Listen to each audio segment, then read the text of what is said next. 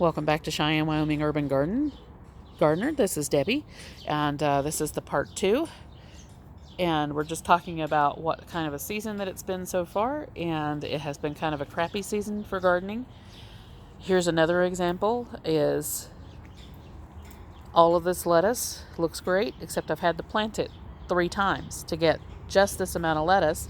No lettuce back here. This is all purslane that keeps coming up. No lettuce back here, a little spot of lettuce right here, and a little spot of lettuce right here, and it's too close together. Going to have to get in here and thin it, so we'll thin some of it out. But normally I have Paris Island cause lettuce through here. It didn't do well at all. That's one of the ones that I had to replace. And then I planted a little bit more of the Paris cause lettuce, which is a romaine type lettuce, and we do have some of them that finally came up and are doing something.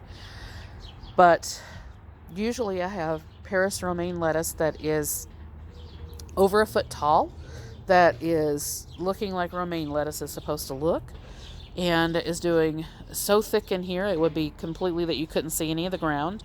And I've had trouble with it. I had a little bit of trouble with it last season.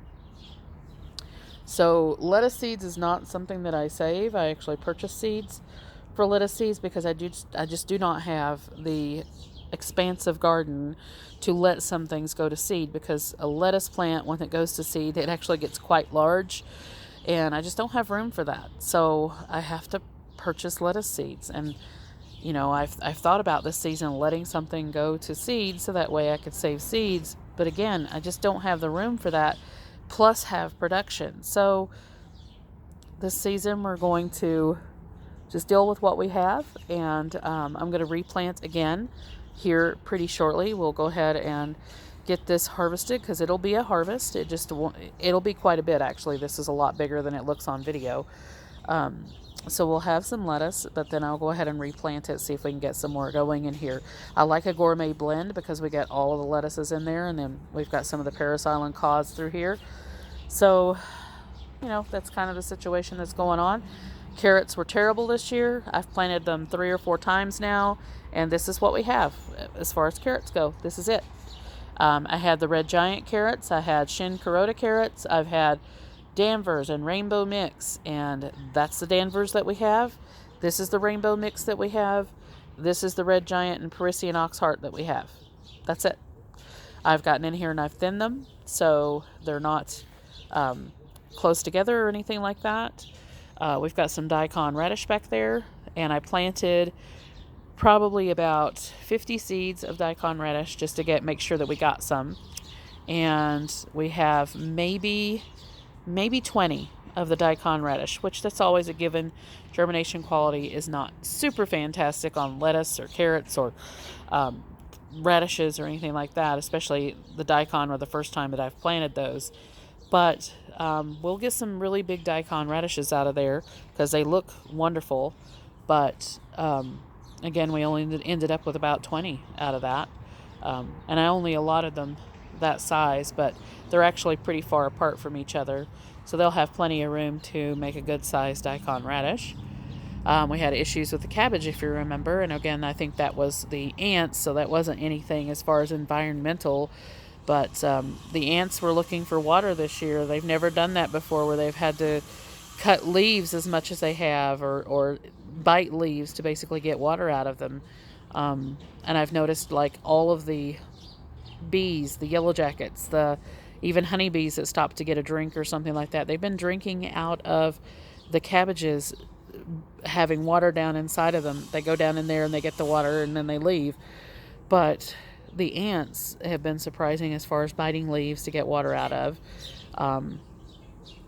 But I have replaced some of the cabbages through there, and those are now looking great.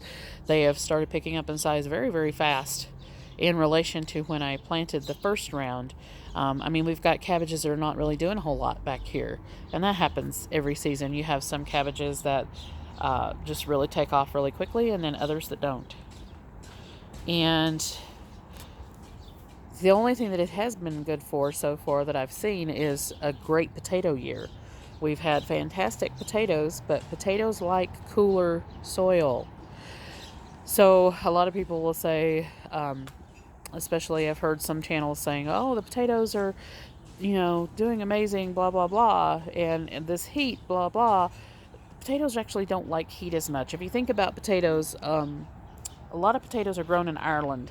Ireland is a temperate climate, and it stays pretty cool most of the time, say 65 to 70 degrees if you're thinking about it in U.S. Fahrenheit. So it stays that temperature pretty much every day throughout their season. And cloudy, because it rains almost every day.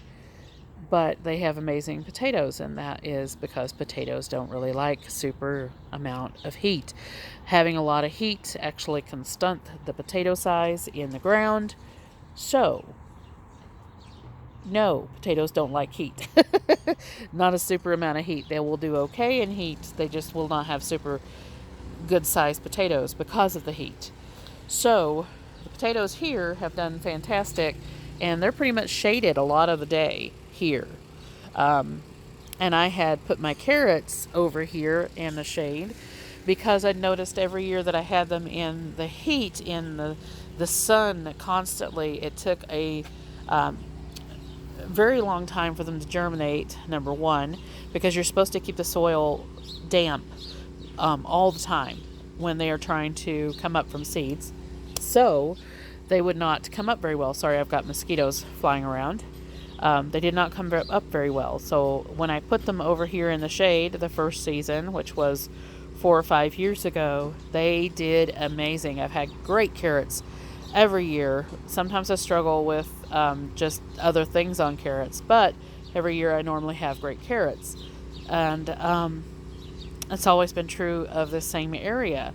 And then this year was the first time that I've had such an issue with growing any carrots over here. And I don't know, maybe it is that I put the potatoes over here. Who knows? But next season I will be changing this entire area through here for potatoes. All of it's going to be potatoes. I'm going to move the carrots on out a little bit further into that area where the cabbages are. The cabbages will move a little bit further on the other way. And again, I think we're going to be expanding the garden anyway. So we're going to put the cabbages maybe in a different area. Either way, we'll end up with something that is a workable situation. But we'll get some carrots out of here. Just won't be a super amount of them. I'm not even sure how big they will be. Again, the Parisian ox hearts were supposed to be giant carrots that are very teardrop shaped. And so far, I haven't seen any super huge foliage to go with that. And I haven't really checked down in there either. But that's kind of the situation with the gardening this year. And this season, we went ahead and started some Swiss chard over here. And this is completely shaded area. And this Swiss chard is doing better than the Swiss chard that I put in a little bit of a sunnier location. So, who knows?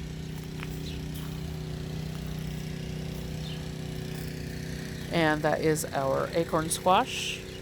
They're still in a shaded area, so I'm not real sure they'll pick up and grow very much.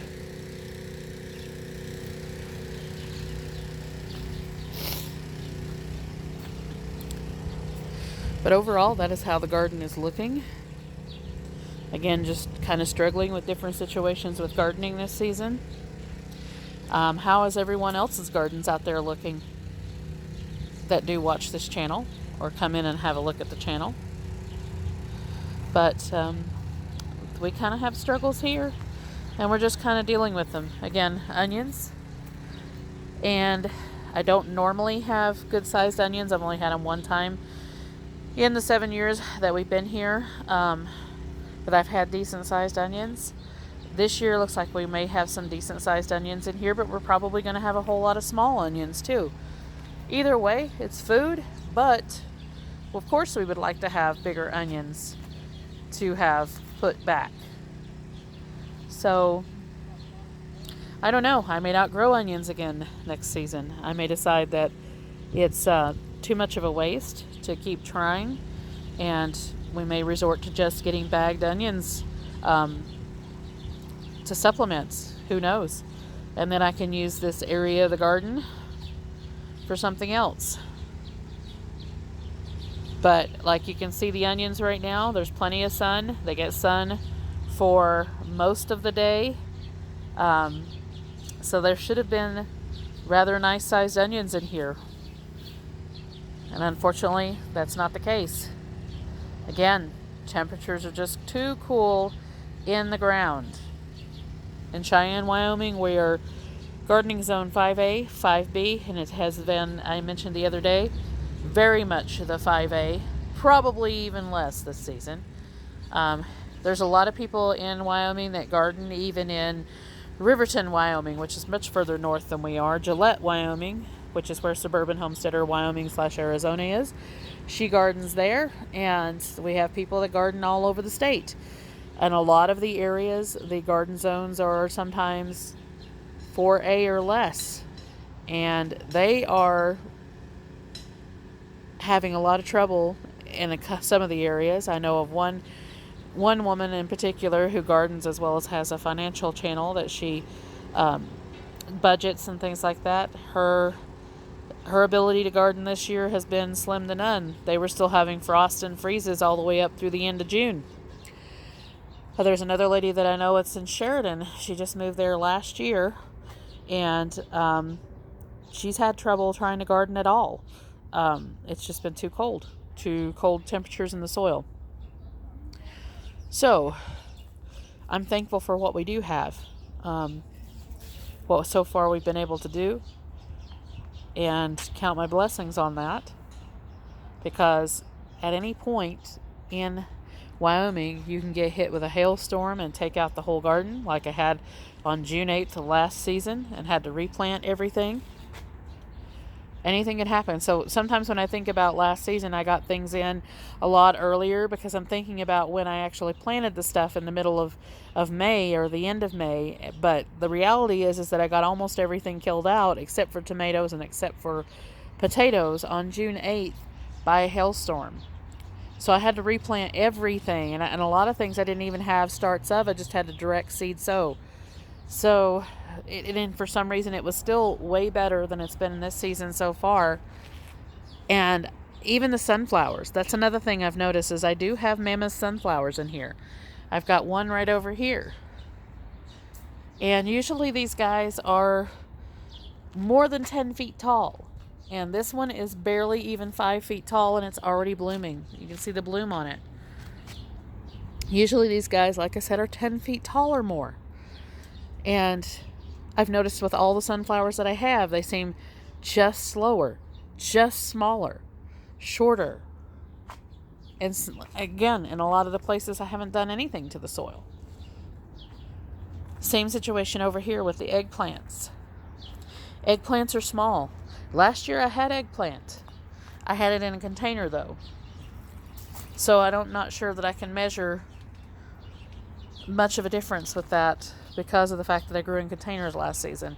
And I should have put the eggplants in containers this season. But at the time I didn't have that big of containers because I had already used all of them up.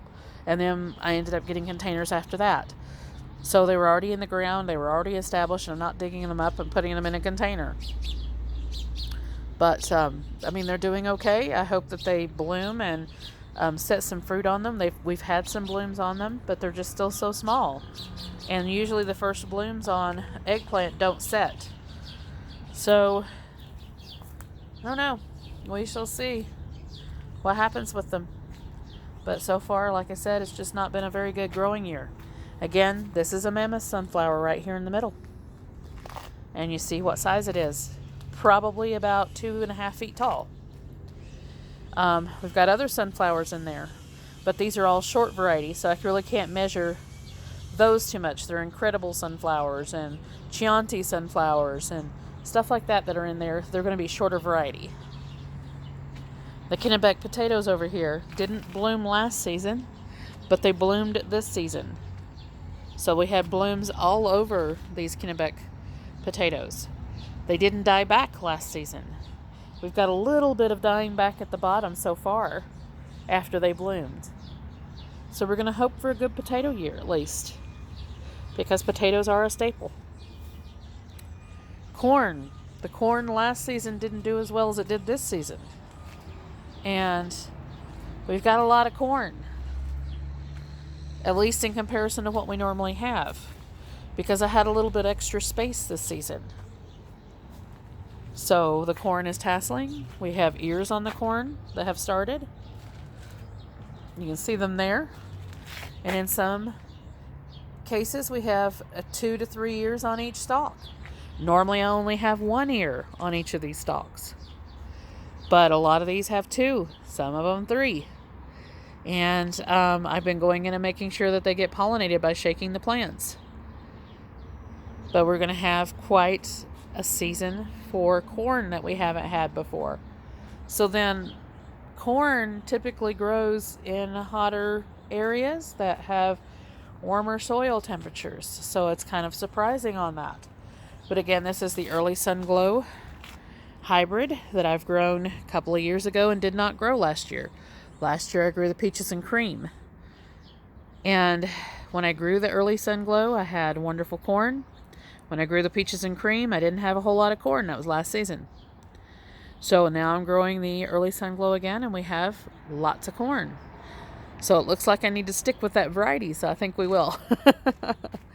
But hopefully we'll get some decent corn. Even some of the ones that are shaded are now just about as big as the others and are putting tassels on now. So that's a first. Usually this area back here doesn't do anything. And some of it's catching up. We've got plenty of beans in here. We haven't had a whole lot of beans in the previous seasons because I really didn't throw a lot of seeds in here, and I didn't time it just right to get the beans going just as well as the corn, and this year we did. And beans typically love warmer soils, so again, kind of surprising. So we have a lot of beans in here. They've all got runners on them. This is the rattlesnake pole beans and the Kentucky Wonders. I think it's the first 2 rows that have rattlesnake pole beans, and then after that is the Kentucky Wonders. So they're doing great. They're blooming. We will have beans on them. And you would think they're getting completely shaded out because this is so thick in here with corn this year that I would have expected that the beans would not have done anything.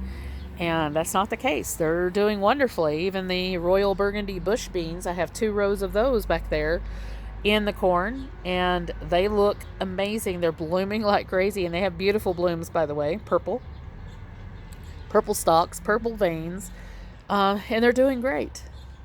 So that's a surprising thing. But maybe they liked a little bit of the cooler temperatures this year in the soil. So I don't know. All the containers are doing amazing. Of course, I did the container gardening last season. Was more of an experiment that season than it was anything else. Did wonderfully. My tomatoes, obviously, in the containers are doing a lot better than the ones in the ground because the soil temperatures in containers is always a lot higher than it is in the soil in the regular garden. So we've got loads of tomatoes on these plants. They're big, they're healthy. They're almost probably 5 feet tall at this point, and these are just a cherry tomato. These are the yellow pear tomatoes, which are just basically a cherry tomato that's teardrop shaped or pear shaped. We have the sun gold cherry tomatoes. Those are doing wonderfully. They're not very super huge right now because they started a lot later than the pear tomatoes, but we do have a tomato on there, and they're blooming. So they're going to have more tomatoes. And again, the surprise barrel that I basically filled with soil and put some cucumbers and cantaloupes and Crenshaw in here and didn't expect a whole lot. That is huge. And I haven't even really fertilized this one other than with the water-soluble fertilizers that I came through with. This one is just an amazing amount of growth with hardly anything other than just soil. And you can see it's just spilling out all over the place. Just an amazing amount of growth. And the other ones that we've done so much to, they're growing like crazy, but probably not to the amount of that one. And I mean, this cucumber, a spring burpless cucumber that normally would be gone by now, is doing amazing. It is just now starting to bloom. It's just now starting to set cucumbers on it. And I just took a chance on it. So that still tells me that there's something a little off with the season, and some things that were normally would not do very well at this time of the year are doing amazing, and other things are kind of struggling. So hopefully we'll get some cucumbers in here. We have watermelons sitting on vines that are in containers. They look great. Another yellow pear tomato. So we've come in and done a little bit of in-depth look at what's going on. And like I said, I pulled the black Spanish radishes out. You can see right there. And I left them here for a moment, and you can see they've done nothing. So that area is now cleaned up, and we'll probably just plant some more chamomile in here. But some of the other radishes, like the giant crimson radishes and lady slipper radishes, they're doing fantastic. They've got radishes in here. You can see that. And that's the second planting of those right there in that spot. First planting did nothing. Still have lettuce. Lettuce would usually be gone by now because it's just so hot. And this lettuce is amazing. We just ate some yesterday. This is the Four Seasons lettuce.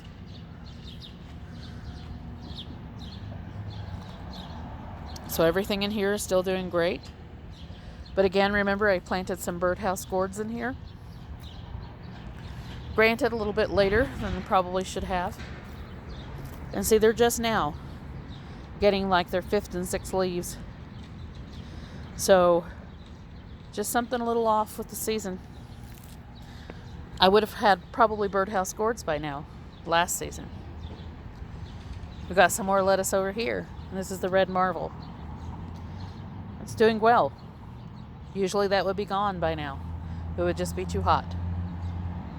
And the temperatures are hot, but the soil isn't so much. So that's what the garden and containers are doing this year. And just a little bit of a talk about everything that's going on, the inflation, all of that. And, you know, our inflation is supposed to have been about 8 to 9%. That's what we've heard, right? I am paying double, triple, and sometimes quadruple for everything that we used to purchase at normal prices. Just for instance, a gallon of milk here. Gallon of milk before on sale was $1.77. Now, if you catch it on sale, you're lucky to catch it on sale for $3.77. Typically, without the sale, it's over $4 a gallon. I would not even want to gather what the amount would be for a gallon of milk in East Tennessee right now, which is where I'm from originally. Because when I left in 2015, a gallon of milk was almost $5. So I'm not sure what it would be now. Our gas prices have been about $4.45 a gallon, which could be a lot worse, I know. But we have a Jeep. Right there's the Jeep. And that Jeep does not get very good gas mileage. So when we fill up a tank on the Jeep, before it was costing about $50, maybe less. Now it's costing $80 to fill up that Jeep. And that is with it being down to about a quarter of a tank. My daughter has a GMC Envoy. Gas mileage isn't super great on it either, but it's a little bit better than the Jeep. And she was paying before, and she's got a lot bigger tank on her vehicle than we do on the Jeep. Before, she was paying roughly about $30 to fill it up from a quarter of a tank. Now she's having to pay over $80 to fill it up from a quarter of a tank. So about the same. So it's just amazing the expense. And then we want to hear things like, or we are hearing things like, oh, there's only been an 8 to 9% increase. No, it's not. It's way more than that. I know it's way more than that. I'm trying to think of something that I've noticed that has been super exorbitant. There is one thing that I noticed. My partner likes to eat Oscar Mayer olive loaf. I hate it, but he likes it. So I used to get that, and it was kind of, when you bought it before, it was always considered kind of something like bologna. You would buy bologna for, if I got the Bar S bologna, I think it was $1.12 a pack. And the Oscar Mayer was somewhere around $3. So he likes the olive loaf. Olive loaf was always considered like a lower quality product than even bologna. So you would get it probably for about $1.99 a pack. To get a package of olive loaf here, and you can look at this on Safeway, because that's typically where we buy it. It's about the only place that has it. Olive loaf, Oscar Mayer olive loaf at Safeway was $1.99.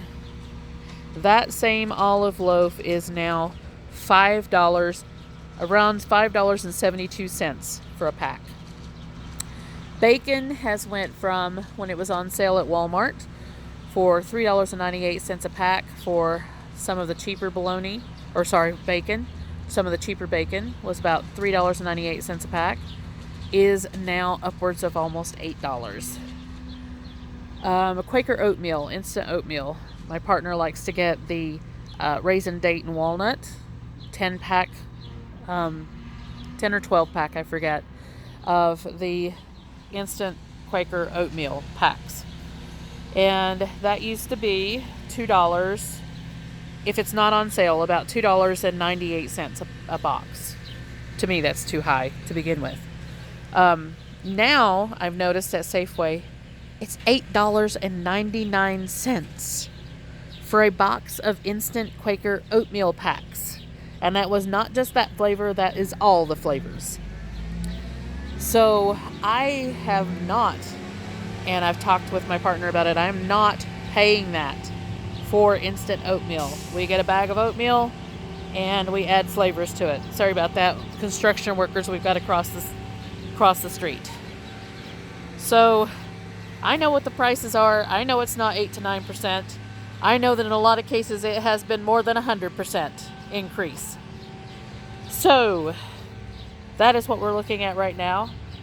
Yes, I'm furious about it, but again, there was a couple of other homesteaders and farmers and gardeners and things like that that have talked about it recently. They haven't really talked about it in the past. And I agree. Sometimes you feel like you are not able to say anything because of the platform algorithms or platform watchers, whatever. And you feel like that you're just basically being tongue-tied, that you are being suppressed from being able to say anything. So I don't say a whole lot about it because that's not what my channel's about. My channel's about gardening, and I try to stay a little bit upbeat, just talk about gardening, but it's becoming something that we can no longer ignore, that we can't bring out because we're being hoodwinked. So anyway, like, subscribe, hit the notification bell for notices on new videos as they come out, and we shall see you in the next one. And good luck out there, everybody.